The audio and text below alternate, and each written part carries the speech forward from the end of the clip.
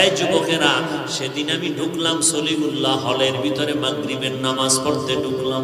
দেখলাম একদল যুবকেরা ফুটবল খেলে, কিন্তু দেখি খেলার মধ্যে আজান যখন হয়ে গেছে, নামাজ যারা পড়ে না তারাও চুপচাপ বইয়া রেস্ট নিতেছে।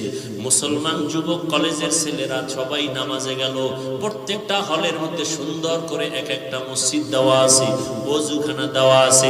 আমি যখন ঢুকলাম, অনেক ছাত্ররা আমাকে দেখা দৌড়াই আসছে।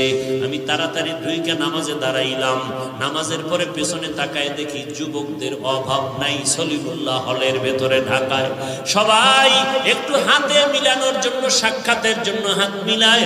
একটা যুবক হাতটা লাগায় কানের গোড়ায়, মুখটা লাগায়, কয় হুজুর আপনি দয়া করে আমারে মাফ করবেন, আমি বড় বেয়াদবি করেছি, আপনার বিরুদ্ধে বহু লেখালেখি করেছি ফেসবুকের ভেতরে, আমি জানতাম না, না বুঝিয়া উল্টা পাল্টা লিখেছি।